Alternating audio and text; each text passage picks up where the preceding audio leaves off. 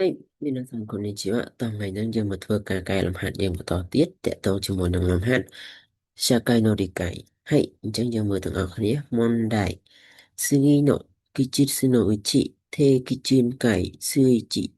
対応型訪問介護看護の説明について正しいものを一つ選びなさいហើយអញ្ចឹងនៅក្នុងលំហាត់នេះគឺគេចង់ឲ្យយើងជ្រើសរើសនៅចម្លើយមួយដែលត្រឹមត្រូវដែលតកតងជាមួយនឹងការពន្យល់អំពីថេកិជឿនកៃសឿជីថៃអូកតៈហូម៉ុងខៃកុខាងកុ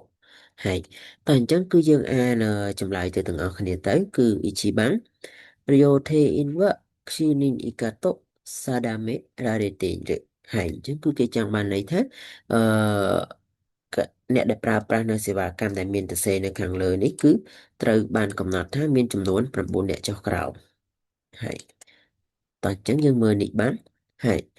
នេះបាននេះជឿយ៉ាកាំងអូស្តេថេកូសឺរសាប៊ីស៊ីដេអារហើយអញ្ចឹងកន្លែងនេះគឺគេចង់បានន័យថានេះសេវាកម្មនេះគឺជាសេវាកម្មគឺជាការផ្ដល់សេវាកម្មនៅពេលថ្ងៃឬក៏ពេលយប់អញ្ចឹងបើនិយាយស្រួលស្ដាប់ទៅគឺនៅពេលដែលត្រូវការគឺអឺធ្វើការផ្ដល់សេវាកម្មថែទាំអញ្ចឹងទៅហើយតើអញ្ចឹងយើងមើលកន្លែងនេះមួយទៀតគឺសានបាំងហើយ認知症対応型小動性が介護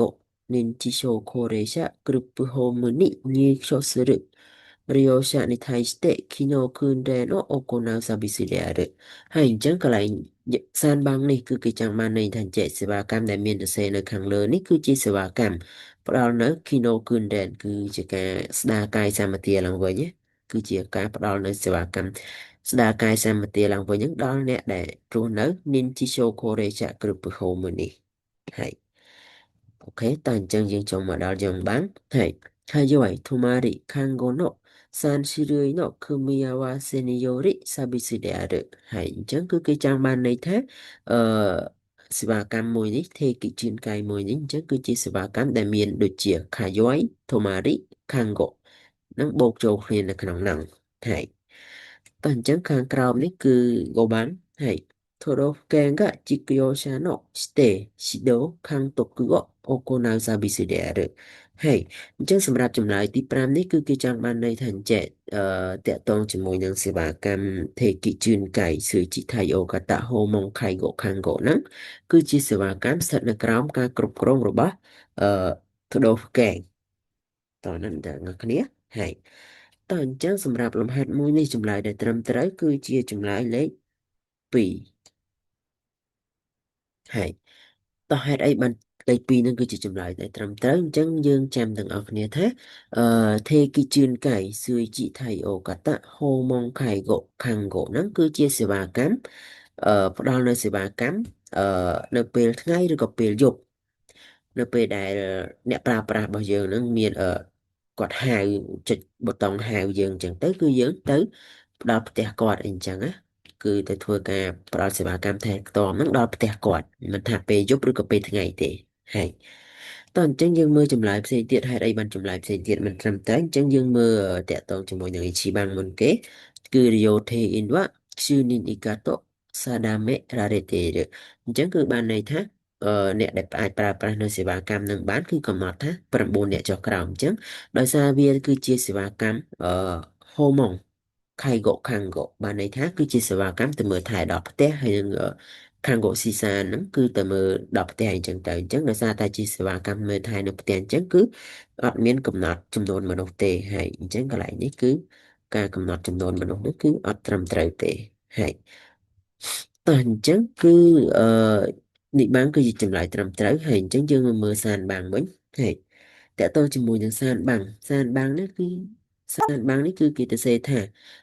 認知症対応型小動生活介護認知症高齢者グループに入居する利用者に対して機能訓練を行うサービスであるអញ្ចឹងកន្លែងហ្នឹងក៏ជាមិនមែនជាចម្លើយត្រឹមត្រូវដែរអញ្ចឹងគឺដូចបានទៅសេបញ្ជាក់នៅខាងលើនេះស្រាប់ហើយគឺគេទៅសេថាទេគិជឿនកៃស៊ឺជីថៃអូកតៈហូម៉ុងខៃកូខាងកូបានន័យថាគឺអឺអ្នកបុគ្គលិកថែទាំហើយនិងបុគ្គលិកផ្នែកវិទ្យាសាស្ត្រឬក៏យើងហៅថាគិលានុបដ្ឋាយិកាហ្នឹងគឺគាត់ទៅមើលនៅផ្ទះអញ្ចឹងគឺអត់មានតាក់ទងជាមួយនឹង Kino Kunden ទេហើយ អត់មានតាក់ទងជាមួយនឹងការស្ដារកាយសម្បទាឡើងវិញទេណាកន្លែងនេះហើយអញ្ចឹងបានចម្លើយទី3ហ្នឹងគឺជាចម្លើយដែលមិនត្រឹមត្រូវហើយតោះអញ្ចឹងយើងមើលខាងក្រោមទៀតគឺយ៉ងបាំងខយោយថូម៉ារិខាងហ្គោណូសានស៊ីរុយណូគឺមីអាវ៉ាសេនីយ៉ូរិសាប៊ីស៊ូដេអារហើយអញ្ចឹងតាក់ទងជាមួយនឹងថេគីជឿនកៃស៊ឺជីថៃអូកាតាហូម៉ុងខៃហ្គោខាងហ្គោនេះគឺមិនមែនមានសេវាកម្ម3នៅក្នុងហ្នឹងទេតោះនេះគឺខាយ៉យនេះបានន័យថាបើយើងនិយាយនៅក្នុងសាប៊ីស៊ឺទៅខាយ៉យនេះគឺបានន័យថាជាអឺដេសាប៊ីស៊ឺហើយ ធូម៉ារិនេះគឺស្មើនឹងshort to stay ហើយខាង go នេះបានន័យថាតកតងជាមួយនឹងការព្យាបាលប៉ុន្តែមិនមែនព្យាបាលនៅផ្ទះទេគឺនៅមជ្ឈមណ្ឌលឬក៏នៅទីពេទ្យអីចឹងណាអញ្ចឹងដោយសារតែអឺថេគីជឿនកៃស៊ឺជីថៃអូកាតាហូម៉ុងខៃកូខាងកូនេះគឺមិនត្រូវនឹងចម្លើយលេខ4នេះទេអញ្ចឹងហើយទើបចម្លើយលេខ4នេះគឺមិនមែនជាចម្លើយដែលត្រឹមត្រូវទេសម្រាប់ចម្លើយដែលត្រឹមត្រូវចំពោះចម្លើយលេខ4នេះគឺសេវាកម្មហ្នឹងគេហៅឈ្មោះថាខាងកូโชกิโบทากิโนกะตะโชตะคือไคโกะហើយអញ្ចឹងគឺកន្លែងនេះគឺមិនត្រឹមត្រូវទេណាហើយ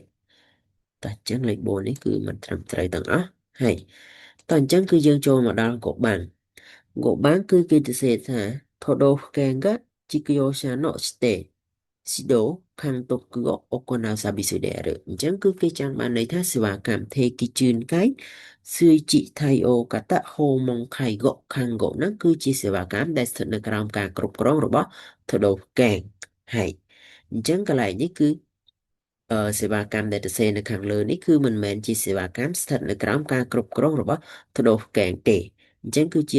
វាគឺជាសេវាកម្មស្ថិតនៅក្រោមការគ្រប់គ្រងរបស់អ្នកណាអញ្ចឹងគឺជាសេវាកម្មស្ថិតនៅក្រោមការគ្រប់គ្រងរបស់អឺ GAK Michaku Kata Service ហើយអឺគឺជាសេវាកម្មថ្នាក់តំបន់ហើយមិនមែនជាថ្នាក់ខេត្តទេណាអញ្ចឹងកន្លែងនេះគឺជាចម្លើយដែលមិនត្រឹមត្រូវហើយអញ្ចឹងសម្រាប់លំហាត់ទី1ហ្នឹងគឺយើងអត់មានអីបន្ថែមទៀតទេគឺយើងសូមត្រឹមបញ្ចប់ត្រឹមហ្នឹងទៅហើយ